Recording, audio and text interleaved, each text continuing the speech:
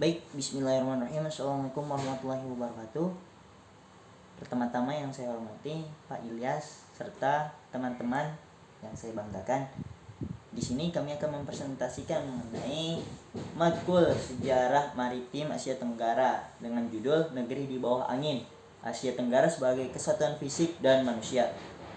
Kajian geografis dan antropologi seputar kawasan Asia Tenggara. Di sini tim saya ada saya sendiri, Aur Manur Jafar Siddiq, ada Said Ahmad Husaini, dan ada Alfian Setia Mahendra. Oke, lanjut. Nah, di sini ada dua topik penting yang saya ambil.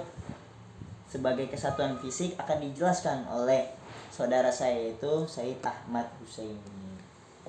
Baik, yang pertama sebagai kesatuan fisik, Asia Tenggara dikenal sebagai suatu kawasan yang mempunyai kekayaan alam yang berlimpah. Tidak banyak kawasan penting di dunia yang begitu ditemukan batas-batasnya oleh alam seperti Asia Tenggara.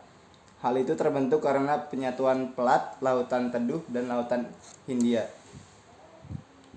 Nah, ini contoh gambar kawasan Asia Tenggara dari Myanmar sampai Papua ujung. Bagus ya gambarnya. Selanjutnya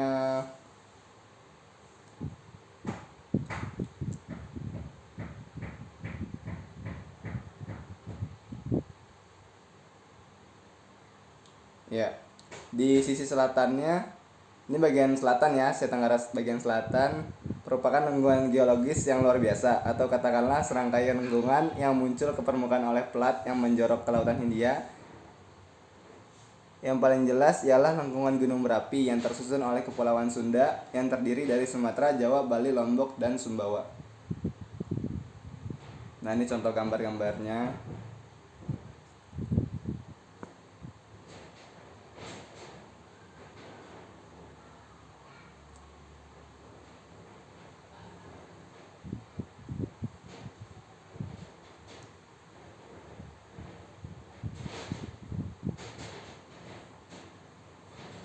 Lalu ada utara. Batas utara Asia Tenggara terbentuk oleh gugus pegunungan. Sebelah timur Himalaya yang nyaris tidak tertembus. Di daerah sungai terbesar di kawasan itu berasal dari mana, Dik? Dari kawasan itu, Yi. Oh, itu. Nah, ini gambar-gambarnya. Teman-teman lihat lah. Lalu ada pada sisi timur lengkungan gunung berapi yang mencolok terbentuk oleh Kepulauan Filipina. Lagi-lagi dengan selat dalam di bagian luarnya di mana pelat lautan teduh seolah-olah terlipat ke bawah begitu pelat lautan itu terbentang luas. Nah, ini contoh gambarnya. Nah, ini contoh gambar-gambarnya. Lengkungan gunung Kepulauan Filipina. Nah, ini jelasin lah. Nah, ini Kepulauan Filipinanya, bagian dari Asia Tenggara. Nah, ini tadi sisi selatan. Lanjut ke sebagai kesatuan manusia yang akan dijelaskan oleh saudara Aur Manur Jafar Siddiq. Oke, bismillahirrahmanirrahim. Oke, sebagai kesatuan manusia. Di sini saya langsung mulai ke asal-usul penduduk Asia Tenggara.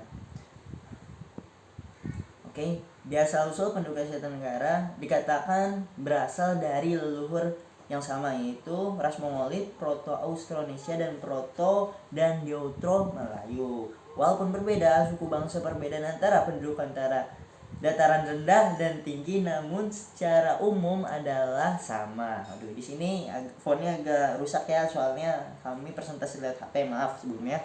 LOS, bebas, yaitu organisasi tanpa kasta, tidak seperti di India. Interaksi dengan dan dagang dan bahasa Melayu sebagai lingua franca, bahasa rumpun, yaitu Austronesia.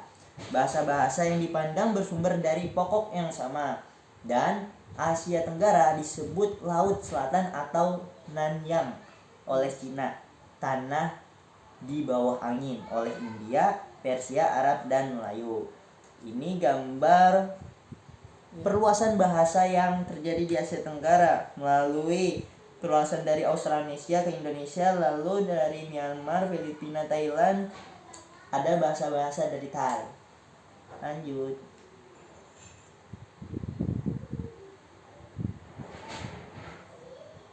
Oke, komoditi Asia Tenggara. Masya Allah. Masih ada dua faktor lagi yang memberi kawasan ini suatu kesamaan sifat. Yang pertama, penyesuaian dengan suatu lingkungan fisik yang sama. Asia Tenggara tidak memiliki padang rumput yang memadai dan di sini juga tidak terdapat tradisi gembala dan karenanya sedikit sekali mengkonsumsi protein hewani. Dan yang kedua, suatu tingkat jalinan niaga yang tinggi di kawasan tersebut dengan berlimpahnya komoditi beras dan ikan tersebut dan sedikitnya peranan daging serta produk-produk dari susu sangat khas di Asia Tenggara. Oke.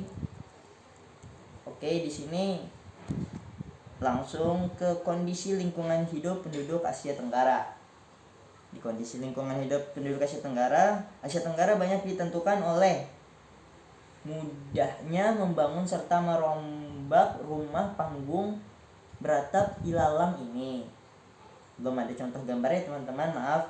Nah, kedua, pentingnya hutan dan air di kawasan yang relatif jarang penduduknya juga banyak menentukan gaya hidup bangsa Asia Tenggara. Kayu, pohon, palem, dan bambu merupakan bahan-bahan bangunan yang digemari sama penduduk Asia Tenggara tuh. Dan itu tampaknya bersedia tanpa batas dari kekayaan hutan tropis. Penduduk Asia Tenggara lebih senang tinggal di rumah-rumah yang di daerah pantai, sebagaimana yang telah saya jelaskan barusan. Lanjut ke Asia Tenggara dalam kurun niaga. Oke, di sini kita melihat ada bapak sejarawan kita yaitu Bapak Anthony Reid. Anthony Reid berpendapat bahwa kota-kota maritim yang saling berhubungan di kawasan ini lebih dominan pada periode ini dibandingkan pada periode sebelum maupun sesudahnya. Periode yang disebut kurun niaga dari abad ke-15 sampai abad ke-17 merupakan periode yang jaringan pelayarannya sangat ramai. Lagi pula selama beberapa waktu pusat niaga pantai yang terpenting ialah Sriwijaya, kemudian digantikan oleh Pasai, Malaka, Johor, lalu Petani, Aceh, dan Brunei. Dengan demikian, bahasa Melayu menjadi bahasa niaga utama di seluruh Asia Tenggara. Oke, baik teman-teman, kita langsung ke kesimpulannya. Oke, Saudara Said. Kesimpulannya adalah Asia Tenggara memiliki letak geografis yang strategis. Hal ini dapat dibuktikan dengan kekayaan alamnya yang berlimpah, terutama di Kepulauan Nusantara atau Indonesia, dan menjadi negara terbesar di kawasan Asia Tenggara. Namun di samping kekayaan alam yang berlimpah, beberapa wilayah di kawasan Asia Tenggara masuk ke dalam zona cincin api, yaitu kondisi di mana suatu wilayah mempunyai gunung berapi dan rentan akan gempa, mempunyai daya letus yang berbahaya dan dapat menenggelamkan pulau itu sendiri. Oke, alhamdulillahirrabbilalamin. Tutup sudah hasil kinerja kita bersama. Di sini mohon maaf sebelumnya apabila ada kekurangan baik dari PPT kita yang footnote-nya kurang memadai dikarenakan Sumbernya yang kurang. Iya, sumbernya juga kurang dan lewat ini HP ya kita. Iya. Oke, kurang lebihnya mohon maaf. Assalamualaikum Assalamualaikum warahmatullahi wabarakatuh.